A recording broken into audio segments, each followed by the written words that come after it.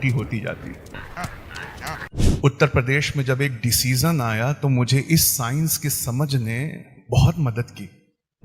UP की government ने एक डिसीजन लिया कि अजान नहीं देने देंगे, लाउड स्पीकर्स को नीचे उतार देंगे। इस बात से मैं बहुत मायूस हुआ।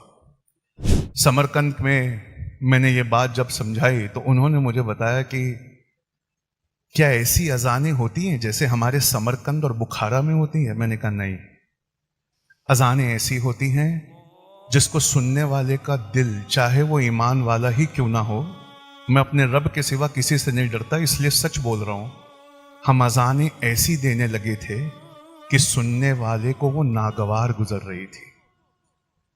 सुनने वाला महसूस करता कि ये अजान बहुत ही कर्कश आवाज में दी जा रही है। इस वजह से जिस रब ने चोच में दांत नहीं दिए, जिस रब ने चारपायों को फैला दिया, उसने हमसे अजान देने का हक भी उत्तर प्रदेश में छीन लिया।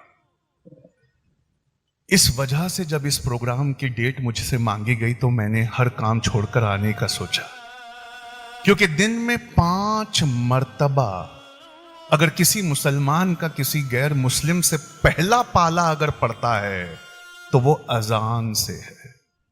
और यकीन मानिए, दुनिया के एक सबसे बड़े बॉक्सर की ये सच्ची कहानी है जो आज रात को आपको गूगल करके पढ़ना है। दुनिया का जो सबसे बड़ा बॉक्सर था, वर्ल्ड चैंपियन, उसका नाम आज मोहम्मद अली है। उसने कन्वर्ट होने से पहले एक अजान सुनी थी। उस अजान ने उसके दिल में इतना सुकून दिया था कि उन्होंने आगे बढ़कर कलमा पढ़ दिया था। आपकी मस्जिदों में क्या होता है? आपके बारे में इतनी बुराइयां की गई हैं कि कोई आपके मस्जिद में आकर देखेगा नहीं, लेकिन आपकी मस्जिद में क्या होता है, इसका एक छोटा आधार कार्ड, आपके मीनारे से निकलने वाली ये आवाज है।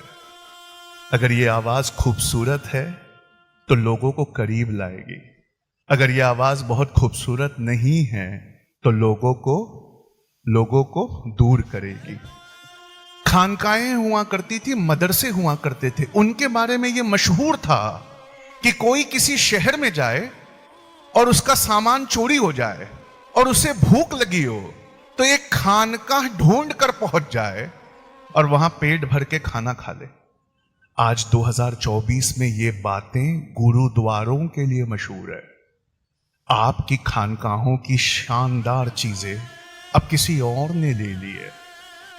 लफ्जों का असर वाइब्रेशंस के जरिए हमारे खून पे, हमारे दिमाग पे और हमारे दिल पर बहुत गहरा होता है। इसकी एक मिसाल मैं देना चाहता हूं ताकि बात समझ में आए कि अजान अच्छी देना क्यों जरूरी है। आपने कभी किसी बेहतरीन लीडर की अच्छी तकरीर सुनी है? वो तकरीर स्टेज पर से दे रहा है, आप उससे बहुत दूर बैठे हैं, लेकिन वो लफ्जों के चयन को ऐसे करता है और अपने लफ्जों को अदा ऐसे करता है कि सुनने वाले का ब्लड प्रेशर बढ़ जाता है, उसकी सांसें तेज हो जाती है, उसके दिल में एक कुछ वक्त के लिए ये आता है कि मुझे अपनी कौम के लिए, अपने समाज, अपने देश के लिए कुछ करना है। ये अजानें जब मस्जिदों से पुकारी जाती हैं, कई लोग कारोबार में बैठे होते हैं, सामने वाला उन्हें दुनिया की पट्टी पढ़ा रहा होता है, वो कन्विंस हो जाते हैं, वो बस अब उसके साथ एग्री करने वाले होते हैं, तब तक कान में आवाज आती है, अल्लाहु अकबर, अल्लाहु अकबर, अशहदु अन ला इलाहा इल्लल्लाह, नहीं है कोई माबूद सिवाय अल्लाह के। मत घबरा। वो अजान के उन लफ्जों को सुनकर उसके जहन और कल्ब में ऐसा असर होता है कि अगर वो गलत चीज है तो वो मना कर देता है। कितने लोग हैं, हम बचपन से, अपनी गवाही तो कम से कम दे सकते हैं, चलो झूठ नहीं बोले, तुम्हारी कौम का नरसंहार हो रहा है, अब तो सच बोलो। क्या बचपन से कोई शरारत करते वक्त या कोई गुनाह की तरफ बढ़ते वक्त जब अजान की आवाज कान में आती तो क्या हम गुनाहों से नहीं रुक जाते थे? क्या हम वो शरारत नहीं छोड़ देते थे? क्या हम टीवी और ड्रामे को नहीं बंद कर देते थे? जब अजानों की आवाजें ऐसी होती हैं, एक पूरी नस्ल बड़ी हो रही है जिनको अजानों से कुछ लेना देना नहीं है।